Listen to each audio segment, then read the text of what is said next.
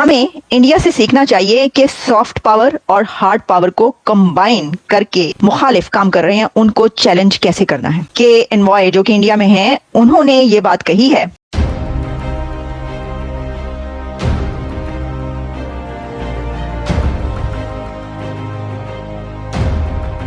बलूचिस्तान के 12 मकामात पर हमले किए। बीएलए ने ऑपरेशन हेरौफ 2.0 लॉन्च कर दिया। रोजाना वहां से हमला होता है पाकिस्तानी इलाकों के ऊपर और पाकिस्तानी कौम के बेटों को लहू से नहलाया जाता है। 20 सैनिक पाकिस्तानी मारे गए हैं और 20 सैनिक मारे गए हैं, कई घायल हैं, कई कब्जे में हैं। कोयटा की सड़कों पे लाशें, ग्वादर तक फायरिंग और धमाके। बहुत ही खौफनाक हमला बलूचिस्तान के ऊपर हो गया है। बलूचिस्तान की कैपिटल क्वेटा में अंदर तक घुस चुकी है बीएलए। मस्तुम, कलात, पासनी, खुजार, नुश्की, तुर्बत, ये सारे वो ऐसा हुआ कि इंडिया से कॉल गया। जब चारों तरफ हब्स और घुटन होगी, जब हुकूमतें कटी हुई होंगी अवाम से, जब रोजगार नहीं होगा, तो यही होगा। अमेरिका ने अपने शहरियों को पाकिस्तान के सफर पर नजरसानी का मशवरा दे दिया है। इस वक्त ये इंटेलिजेंस जो हमारी जो अपने आप को नंबर 1 कहते हैं, जी हाँ, ये नंबर 1 इंटेलिजेंस जो है ये क्या कर रही थी और इन्हें क्यों पता नहीं लगा कि इस 12 जगह पर जो है ये अटैक होने वाले हैं। तो बीएलए ने बड़ी कामयाबी से ये तमाम तर कार्रवाइयां जो है वो की हैं। डिटेल सामने आ रही हैं। वो इसके अंदर खवातीन भी शामिल थी और उनकी भी वीडियोस आई हैं। उन्होंने भी अपने बेसिकली बंदूकों के साथ लेके वो बीएलए के ऑपरेशन हेरौफ के अंदर शामिल थी। वो हॉस्पिटल्स के अंदर इमरजेंसी नाफिज कर दी गई है। ऐसे मनाजिर हमने कई सालों से नहीं देखे। बेसिकली तो वो इंडिया की जीत थी। इंडिया की वो जीत थी कि इंडिया ने पाकिस्तान के बिहेवियर को चेंज किया है।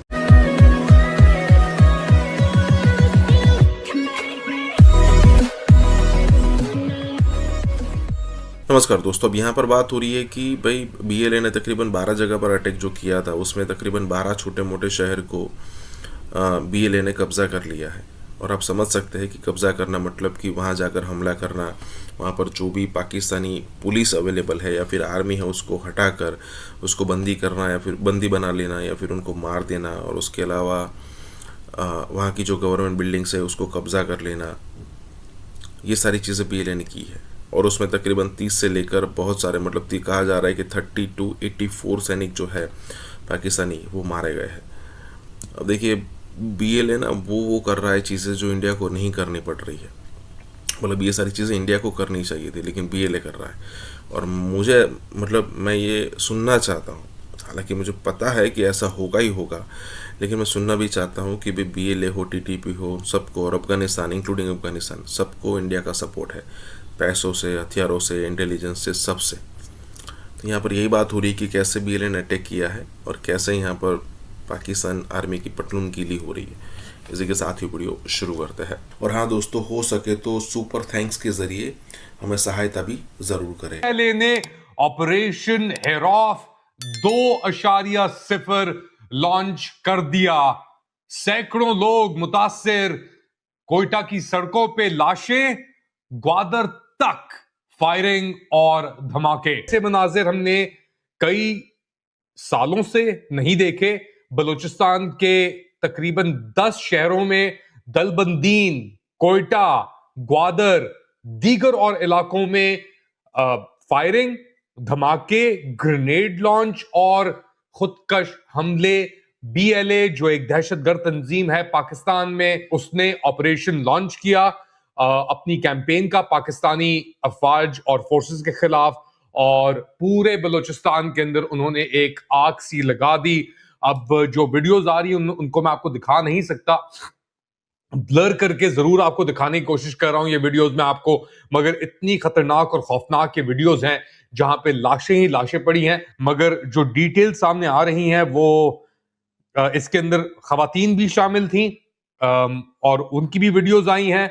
उन्होंने भी अपने बेसिकली बंदूकों के साथ लेके वो बीएलए के ऑपरेशन हेरौफ के अंदर शामिल थी वो। और कोयटा के अंदर 2 बड़े धमाके हुए। एक हुआ कोयटा ट्रेन स्टेशन के ऊपर, फिर एक जो मेन आर्टरी चलती है कोयटा के थ्रू, वहां पे भी रिपोर्टें आई हैं इसकी। कोयटा के अंदर 2, नौशकी के अंदर, दलबंदीन के अंदर, कलात में, पसनी में, ग्वादर में और मस्तुंग के अंदर बीएलए इसने आहिस्ता आहिस्ता करके जिस तरीके से अपने आप को फैलाया है। मैंने कोयटा की बात की, एक तो ट्रेन स्टेशन के पास हुआ धमाका। अब ट्रेन के ऊपर कोयटा से जो चलती हैं, कोई भी एरिया वहां पे कोयटा के अंदर, बलूचिस्तान के अंदर इनके काबू में नहीं है। अब आप इस बात का अंदाजा लगाएं कि कोयटा की सरियाब रोड सबसे मेन रोड समझी जाती है, वहां पे दहशतगर्दों ने एक पुलिस वैन को अटैक किया। फिर उसके बाद दलबदीन हेडक्वार्टर्स एफसी के अंदर दहशतगर्दों ने खुदकश हमले किए और तोड़ने की कोशिश की गई, और वहां पे अभी तक इतलात के मुताबिक जो आखिरी आई थी फायरिंग जारी है। कह रहे हैं कि हमले या अटैक जो थे वो नाकाम बना दिए। मुझे तो ये समझ नहीं आ रही कि 12 के करीब ये अटैक जो किए गए, ये ऐसे ही बैठे बैठे तो उन्होंने नहीं सोचा होगा कि चलो अभी उठकर और अटैक शुरू कर देते हैं। डेफिनेटली इसके लिए कोई प्लानिंग की गई होगी, किसी तरीके से वो लोग वहां पहुंचे होंगे और अटैक किए गए होंगे।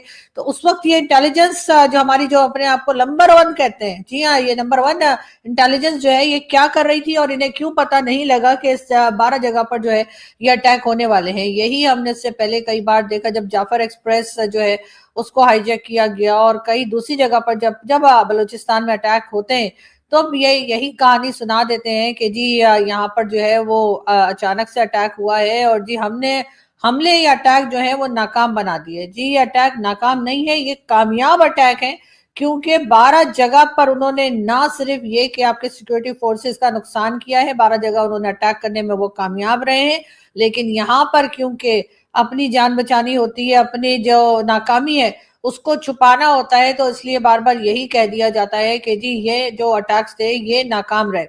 बात सारी ये है कि जब तक आप बलूचिस्तान के लोगों से बात नहीं करेंगे, जब तक आप बलूचिस्तान के लोगों की डिमांड्स को ना तो सुनेंगे ना ही उनकी डिमांड्स को पूरा करेंगे, तब तक आपके साथ यही कुछ होता रहेगा। चाहे आप डॉक्टर मारंग बलोच को अरेस्ट करके जो है वो जेल में डाल दें और उनकी खैर खबर किसी को ना मिलने दें, चाहे आप ईमान मजारी को अरेस्ट कर लें और 17 साल की जेल दे दें, ये सब कुछ करने से आपके जो इश्यूज हैं वो सॉल्व होने वाले नहीं है। और यहाँ पर भी यही देखने में आ रहा है कि किस तरह से जो है वो लोगों को परेशान किया जा रहा है बलूचिस्तान में। और उसके बाद जब ऑपरेशंस किए जाते हैं, उन ऑपरेशंस के जवाब में जब दूसरी तरफ से किसी भी तरह के अटैक किए जाते हैं, ऑपरेशंस को रोकने की कोशिश की जाती है, उसमें नुकसान दोनों तरफ का ही होता है। आपकी जो पॉलिसीज चल रही हैं उसमें आप सिर्फ और सिर्फ ये कर रहे हैं कि कभी आप डॉक्टर मारंग बलोच को अरेस्ट करते हैं जो कि वहां पर यकीनन बेहतर काम कर सकती हैं, आपकी भी मदद कर सकती हैं, और वहां के जो बाकी मकामी लोग हैं, जब तक आप उनके साथ बातचीत नहीं करेंगे और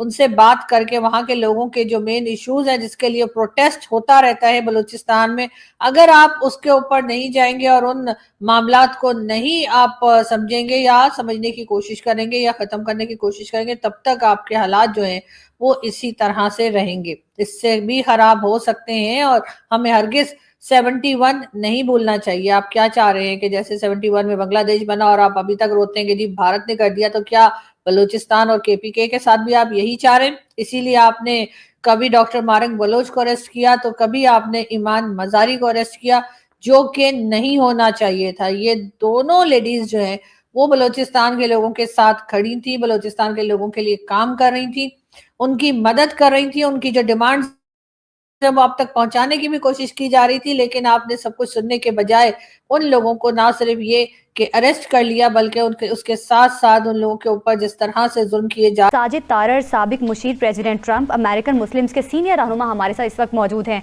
साजिद तारर साहब, बहुत शुक्रिया आपके वक्त का। ये जो सदर ट्रंप की जानिब से या अमरीकी इंतजामिया की जानिब से पाबंदियाँ लगाई गई हैं 75 ममालिक पर, लेकिन पाकिस्तान भी इसमें शामिल है, किस तरह से देख रहे हैं, क्या जवाब है इस पाबंदी का पाकिस्तान पर खास तौर पर?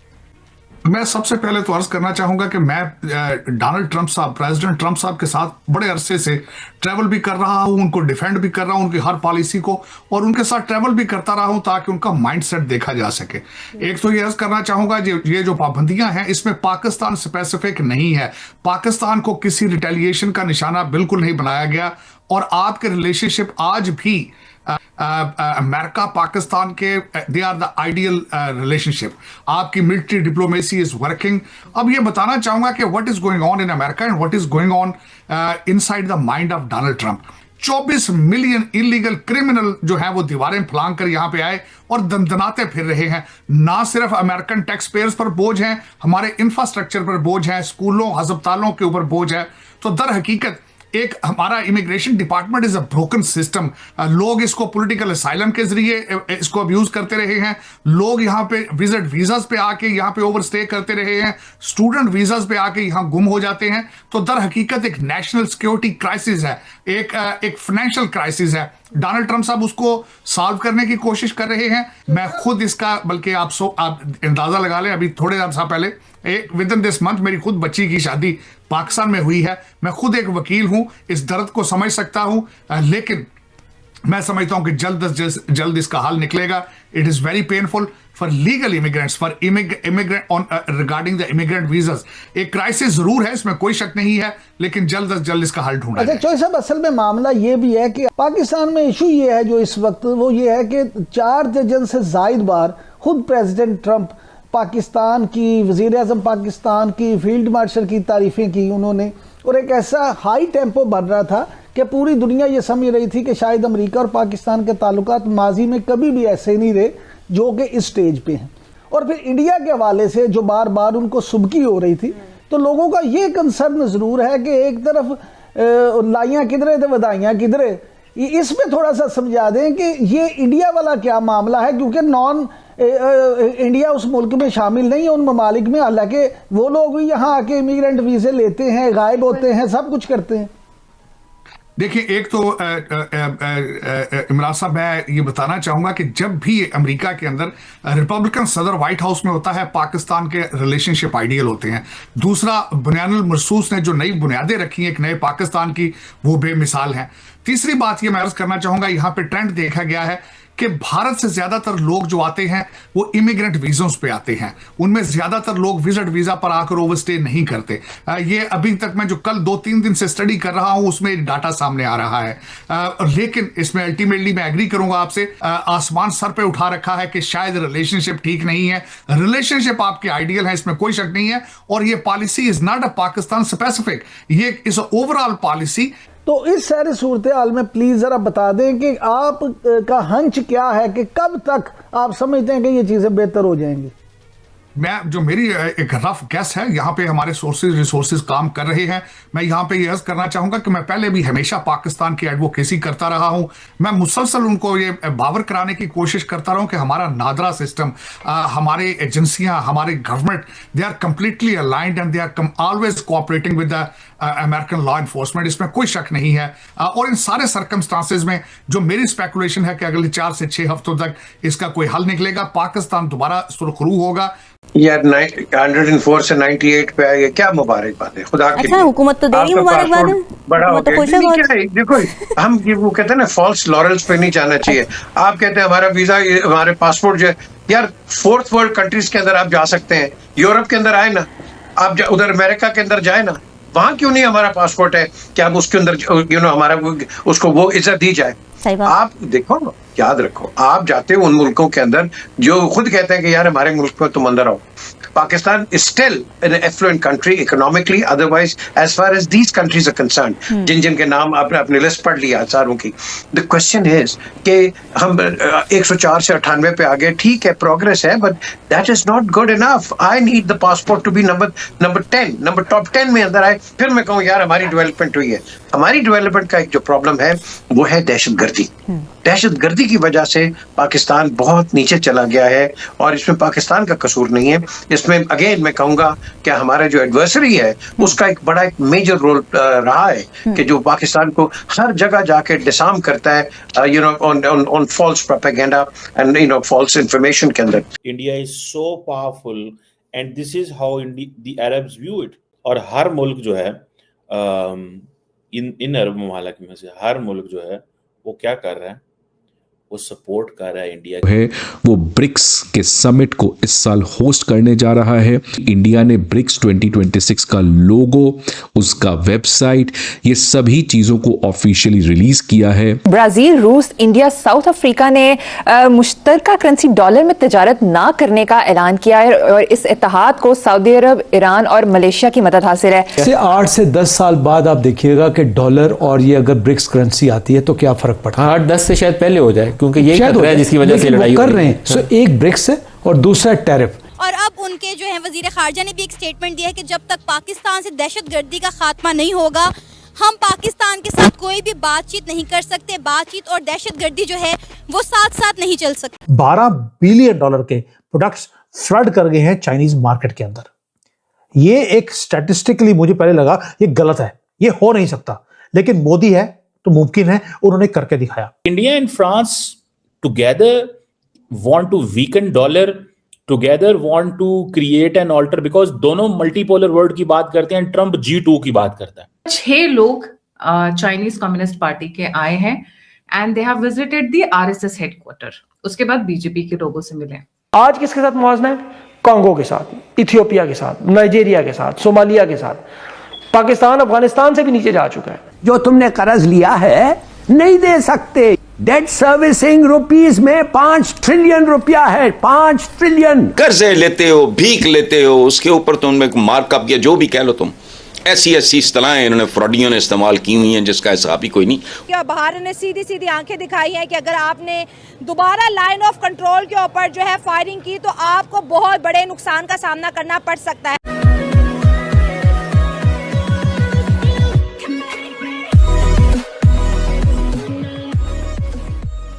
नमस्कार दोस्तों, अब देखिए ब्रिक्स में जितने भी कंट्रीज़ हैं, मतलब यहाँ पर हो गया ब्राज़ील, हो गया रशिया, हो गया इंडिया, हो गया चाइना, हो गया साउथ अफ्रीका, हो गया, लेकिन उसमें सबसे बड़ा खतरा जो अगर यूएस को कोई लगता है तो वो इंडिया ही है।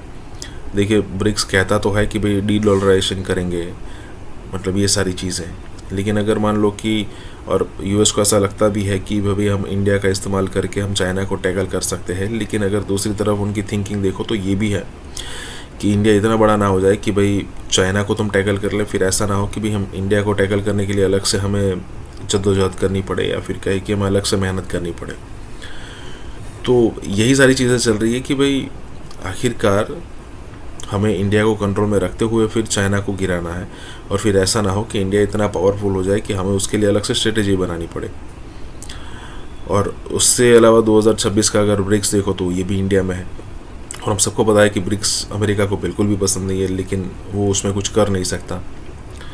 इसी के साथ ये वीडियो शुरू करते हैं। और हाँ दोस्तों, सुपर थैंक्स के जरिए हमें मदद करना ना भूलें। ब्रिक्स आपको पता है कि मुतबादिल एनर्जी और वो जो मुतबादिल करेंसी बनाने की कोशिश कर रहे हैं, लोकल करेंसी में ट्रेड करने एनडीबी बैंक भी बन गया जिसमें 50 बिलियन भी आ गए, और उसमें जो लोन है वो लोकल करेंसी में दिए जाएंगे। सो IMF और वर्ल्ड बैंक को भी काउंटर करने की कोशिश। फिर अगर आप ये देखते हैं कि सऊदी अरब, UAE, मलेशिया और ये सारे कंट्रीज आ जाते हैं तो 40% पॉपुलेशन ब्रिक्स में चली जाती, 20% ऑयल के रिजर्व पर से। मिडिल ईस्टर्न आएंगे नहीं ना, क्योंकि ऑयल ट्रेड जिस दिन डॉलर डिनोमिनेटेड छोड़ दे, लोकल करेंसीज में आ जाए, तो उस दिन तो डॉलर फायर हो गया। 8 से 10 साल बाद आप देखिएगा कि डॉलर और ये अगर ब्रिक्स करेंसी आती है तो क्या फर्क पड़ता है। 8-10 से शायद पहले हो जाए, क्योंकि यही खतरा है जिसकी वजह से लड़ाई कर रहे हैं। सो एक ब्रिक्स है और दूसरा टैरिफ।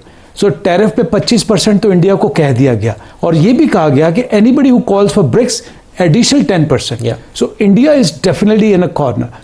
जो ब्रिक्स है ना, मेरे ख्याल में ये ज़्यादा बड़ा थ्रेट बनेगा, और हमारे लिए इस वक्त बहुत एक अपॉर्चुनिटी भी है, चैलेंज भी।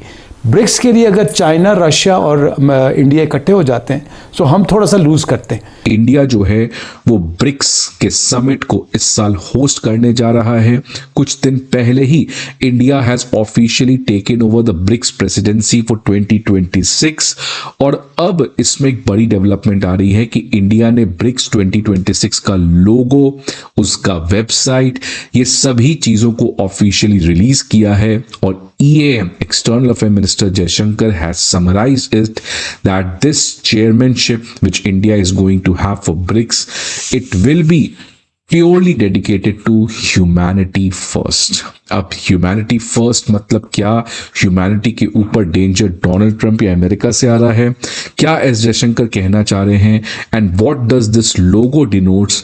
इन तमाम चीज़ों के बारे में आज इस सेशन में हम लोग बात करने का काम करेंगे। तो पहले आप देख सकते हैं फ्रेंड्स, ये रहा लोगो ब्रिक्स इंडिया 2026 का। ये कमल है और लगता है कि बीजेपी ने कमल को ज्यादा ही सीरियस ले लिया है, बट एनीवेज ब्रिक्स का जो लोगो है इट इज अ लोटस और यहां पे लिखा गया है building for resilience, innovation, cooperation and sustainability. The first word used is resilience which clearly shows कि आज किस तरीके से वर्ल्ड की इकोनॉमी इतनी फ्रेजाइल हो चुकी है that anything can be happening at any point of time. अब फ्रेंड्स सिग्निफिकेंस क्या है? ये जो पूरा लोगो भारत की तरफ से लॉन्च किया गया है ब्रिक्स का, जिसमें एक लोटस बना हुआ है, इसमें बहुत सारे सिंबॉलिज्म छुपे हुए हैं, बहुत सारा इसमें सिग्निफिकेंस छुपा हुआ है। ये आप इस चीज से समझें। ये सबसे पहली बात तो लोटस है, और लोटस आपको पता है it is a perfect blend of traditionality with modernity. ये इंडिया के डीप कल्चरल रूट्स को बताता है और साथ ही साथ ये बताता है कि लोटस का किस तरीके का एबिलिटी है to rise and thrive despite challenges. कितने चैलेंजेस के बावजूद लोटस जो है वो अपने आप खिल जाता है। तो ये बताया जा रहा है कि आज वर्ल्ड में जिस तरीके से चैलेंजेस चल रहे हैं, just like lotus fight those challenges, bounces it back, similarly the BRICS country has to fight these challenges and bounce it back. इसके अलावा अगर आप देखेंगे बीच में तो एक तरीके से नमस्ते का आप इमेज देख सकते हैं। तो ये अगेन इंडिया के कल्चरल ट्रेडिशन की तरफ से चल रहा है और इसीलिए यहां पर बीच में एक नमस्ते का एक तरीके का इमेज डाला गया है। ये जो पेटल्स हैं आप देख सकते हैं, हर एक पेटल्स का कलर अलग अलग है। ये बेसिकली उन तमाम ब्रिक्स कंट्री हैं उनका ये कलर है। ब्रिक्स तो खतरा है अमेरिका के लिए, लेकिन फ्रांस के लिए तो खतरा नहीं है। तो इट मीन्स कि फ्रांस एंड इंडिया टुगेदर चाहते हैं कि डी डॉलराइजेशन हो, डॉलर कमजोर हो और फ्रांस अल्टरनेट ऐसे प्लेटफॉर्म को सपोर्ट करेगा, हवा देगा ताकि उसको कल को अमेरिकन भी कमजोर हों, क्योंकि अमेरिकन के कहने के बावजूद फ्रांस बार बार चाइना जाता है और वो समझते हैं कि हमें इनके साथ काम करने की जरूरत है। चाइनीज वो एक दफा ईयू प्रेसिडेंट को भी साथ लेके गया था, खुद भी गया अकेले, अभी रिसेंटली भी गया हुआ था। तो ये आप समझ रहे हैं कि India and France together want to weaken dollar, together want to create an alter, because दोनों मल्टीपोलर वर्ल्ड की बात करते हैं। ट्रंप G2 की बात करता है, वो कहता है जी दुनिया में ग्रेट 2 है, एक चाइना और एक हम है।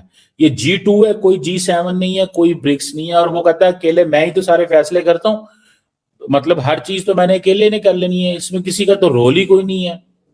गजा की जंग मैं बंद करा लूंगा, रशिया का मैं करा लूंगा, यूक्रेन का मैं करा लूंगा, साउथ अमेरिका मैं करा लूंगा। ये तो सारे हमारे ऊपर डिपेंडेंट है, ये तो हमें खा रहे हैं, ये तो हमसे फेवर्स ले रहे हैं। इंडियंस भी फेवर ले रहे हैं, यूरोपियंस भी फेवर ले रहे हैं और हमारे लिए कुछ नहीं कर रहा। तो आपको नहीं लगता India and France together are supporting multilateralism? वो G2 को सपोर्ट कर रहा है। America and Israel will focus on Iran. They will focus on destruction of Iran's nuclear program. POJK में लश्कर तैयबा का जो डिप्टी कमांडर है रिजवान, उसके घर में अचानक आग लग गई, कुछ लोग मर भी गए हैं और इसका पहलगाम आतंकवादी हमले में भी हाथ था। एक ऐसे शख्स का कत्ल है जो कहीं ना कहीं किसी न किसी तरीके से इंडिया को मतलूब है। पाकिस्तान में हिंदुस्तान के दुश्मनों का खात्मा कौन कर रहा है? ना ये बोलते हुए मुझे थोड़ा अजीब लग रहा है। उसके घर में किसी ने 16 दिसंबर की रात को आग लगा दी। और अभी 2 दिन पहले डेविड हेडली के रिश्तेदार के घर पर आग लग गई थी इस्लामाबाद में। ये अननोन लोगों का ही काम है सर, आजकल गोलियां नहीं चला रहे, शायद आग ही लगा रहे। हमजा अफगानी करके एक बंदा था जो पहलगाम का अटैकर था, ठीक है। लश्कर तैयबा में इसकी इंट्रोडक्शन, जो ये अफगानी की इंट्रोडक्शन इसने कराई थी। हाशिम मूसा एंड तला अली, ये तो है ना जी पक्की पक्की बात है कि पाकिस्तानी है। ये सरहद पार आते जाते थे, लश्कर तैयबा के साथ इनके बड़े गहरे मरासिम थे। उसने भारत में $20 अरब का ऑलरेडी निवेश कर चुके हैं वो लोग। बेसिकली दिस इज, देखिए अहम बात यह है कि उनकी गुफ्तगू से तो यह खस किया जा सकता है। उन्होंने कहा कि बदला अच्छा लफ्ज़ नहीं है डॉक्ट्रिन जी, लेकिन वो कह यही रहे हैं पाकिस्तान के साथ दुश्मनी अलहदा, ये जो डुओ है डोवल का और जयशंकर का, तो लगता है कि जो अननोन गनमैन है पाकिस्तान में वो आजकल गोलियां खर्च नहीं करना चाहते हैं। शायद आजकल गोलियों की जगह ये आगजनी वाला काम कर रहे हैं। इसके असरात 10-20 साल बाद नजर आएंगे। हमें पाकिस्तान बनना है, हमें मोदी का भारत नहीं बनना है, और हम नहीं बनेंगे। हम जिस रास्ते पर चल रहे हैं उससे आगे चलेंगे। ठीक है, राहरा नारा विलेज में घरकनी रावलाकोट में ये रहता था। वाइफ और इसकी बीवी और इसकी बेटी रिपोर्टेडली जल भुन के राख हो चुके। अंकल जी अभी आप कह रहे थे हम गुलाम है, गुलाम जंग करते हैं। हम गुलाम हैं। अच्छा, तो गुलाम जंग गुलाम हम है, गुलाम होकर भी हम ये लड़ने मरने के लिए तैयार है।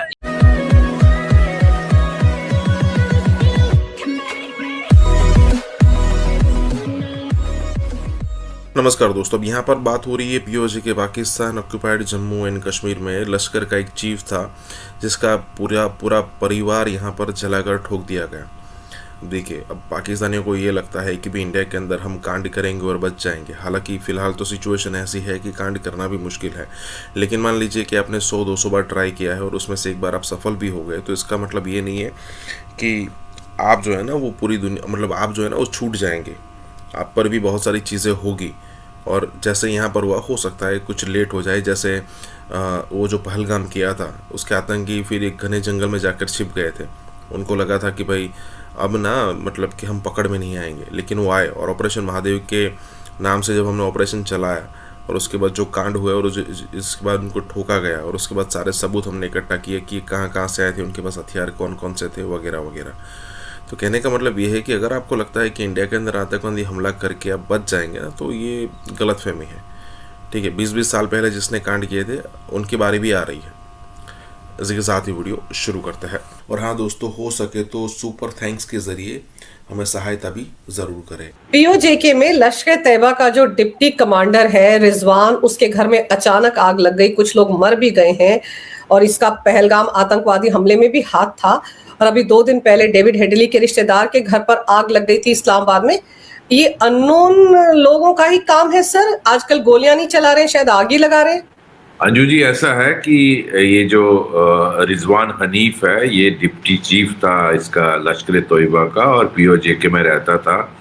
और इसका मेन काम था जो लश्कर और जैश और बाकी तंजीमें हैं उनका आपस में तालमेल रखना, कोऑर्डिनेशन रखना। कहाँ आजकल ये मिलकर हमला करते हैं ना, सारा इनकी एक ही वो यूनिफाइड कमांड है इनकी भी, जिस तरह हमारी होती थी बहुत साल पहले। तो दूसरा इसका पहलगाम से लिंक ये है कि जो अफगानी था ना, क्या हमजा अफगानी 3 में से एक वो था, तो उसकी शायद रिक्रूटमेंट उसको भर्ती करना, ये सारा इसी का कारकर्दगी थी, और तैयार करके भेजने में भी इनकी साजिश रहती है। तो ये जो 2 इंसिडेंट आप कह रही हैं, जो इसका घर हुआ वहाँ आग लगी है, और वहाँ सुना है कि इसकी बेटी भी उसमें जिंदा ही जल गई हैं, तो वो भी इसको बड़ा झटका लगा है। सिर्फ घर नहीं गया, इसके 2 फैमिली मेंबर भी उसमें मारे गए। अभी तक वहाँ की एजेंसीज कहती हैं कि क्या कारण था आग लगने का, ये पता नहीं है। तो इसी तरह जो डेविड हेडली के जो रिश्तेदार का हुआ, वहाँ भी आग लगी अननोन कारणों से, और वहाँ भी काफ़ी डेथ्स हुई हैं। तो लगता है कि जो अननोन गनमैन है पाकिस्तान में वो आजकल गोलियां खर्च नहीं करना चाहते हैं। शायद आजकल गोलियों की जगह ये आगजनी वाला काम कर रहे हैं। तो हो सकता है गोलियों की कमी हो गई हो, क्योंकि आजकल गोलियों की ज़रूरत बहुत जगह पड़ रही है। अब देखिए, ईरान में ज़रूरत है, इजराइल और यूएसए को ज़रूरत है, तो गोलियों की आजकल कमी चल रही है। तो लगता है गोलियों की कमी हो गई है। जी बिल्कुल सही सर, गोलियों की कमी होगी इसलिए ये रास्ता अपनाया जा रहा है, वरना बड़ा अजीबोगरीब इत्तेफाक है। दोनों घटनाएं अलग अलग जगह हो रही है, लेकिन कम से कम वो जो पैटर्न है वो एक जैसा दिख रहा है। अब 2 इंसिडेंट्स और हुए। एक हुआ रावलाकोट पूंछ के अंदर, जहां पर रिजवान हनीफ करके एक पीओजेके का डेप्यूटी चीफ है लश्कर तैयबा का। उसके ना ये बोलते हुए मुझे थोड़ा अजीब लग रहा है, उसके घर में किसी ने 16 दिसंबर की रात को आग लगा दी। और ये पुराना है, बट खैर इसकी खबर अभी आई। जैसे मैंने बोला ना, खबर कई बार थोड़ी लेट आती है। ये नॉन किसके साथ, हमजा अफगानी करके एक बंदा था जो पहलगाम का अटैकर था, ठीक है। लश्कर तैयबा में इसकी इंट्रोडक्शन, जो ये अफगानी की इंट्रोडक्शन इसने कराई थी।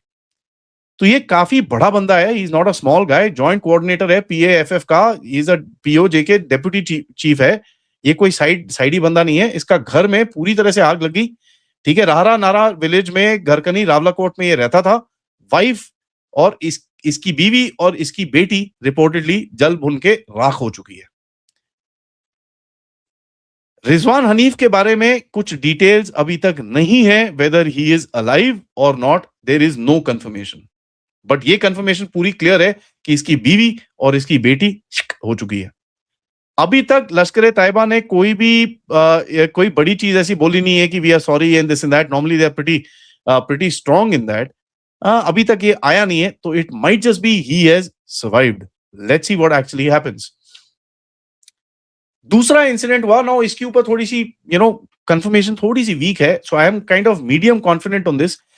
David Coleman Headley, Dawood Gilani, ठीक है, इसके घर में आग लग गई फिर से, ठीक है। नाउ ये इसका घर पाकिस्तान में है नहीं है, इसकी फैमिली का घर है। It's very shaky right now, where I am not able to take out and say कि भैया फॉर सर्टन कि भैया आदि एचएन का इसके अंदर मतलब गारंटी है, वो अभी तक मेरे को दिख नहीं रहा। डेविड हेडली तो खैर अमेरिका के अंदर है, ये वहां पर इसकी फैमिली या एक आधी बीवी बूवी यहां पर रखी होगी, मुझे नहीं पता, बट इसके घर के अंदर आग लगी। नाउ अननोन गनमैन सुना था, अननोन शेफ सुना था, अननोन डॉक्टर सुना था, अननोन ये अननोन वो, अभी अननोन फायर आर्सनल भी आपको दिख रहा है कि भैया कहीं ना कहीं आर्सन के ऊपर भी चीजें आनी शुरू हो चुकी हैं, जहां पर लोगों के घर जला दिए जाते हैं। अगेन इफ यू पैटर्न में देखें, this is the same pattern of people जो मैंने आपको बताया, प्रोपेगेंडा स्पेशलिस्ट, मिडिल पीपल जो फैसिलिटेटर्स होते हैं, और facilitators are the key nodes, क्योंकि फ्रॉम जो मेन कनेक्ट होता है टू द टेररिस्ट, ये जो बीच वाला बंदा होता है, this guy knows quite a bit. होता क्या था, this guy was really not known, this guy was not really very important, but when you actually touch these guys and you take them out, that entire link और जो इनका chain of command होता है वो पूरी तरह से टूट टाट के बराबर हो जाता है। मैं जिनके ऊपर, now let me tell you, जिनके ऊपर मैं रिसर्च कर रहा हूं, ठीक है, पंजाब POJK के बॉर्डर साइड पे एक बंदे को कुछ किसी ने ठोका है। I don't know what where why this that, कुछ नहीं पता मेरे को इसके ऊपर। This is a research which is ongoing and probably अगले हफ्ते में आपको मैं बताऊंगा इसके ऊपर। एंड दूसरा, एक अफगानिस्तान बॉर्डर के ऊपर एक और बंदा ठोका गया है जो ISIS-K का लॉजिस्टिक्स मीडिया हैंडल करता था। टेलीग्राम यूजर्स के अंदर कहीं ना कहीं इसका टेलीग्राम क्लस्टर्स में एक बंदे का नाम कुइया कुइया करके बाहर आ रहा है, ठीक है, कुइया कुइया कुइया करके बाहर आ रहा है। Now I don't know if that is an alias, कुछ ऐसा कुछ है,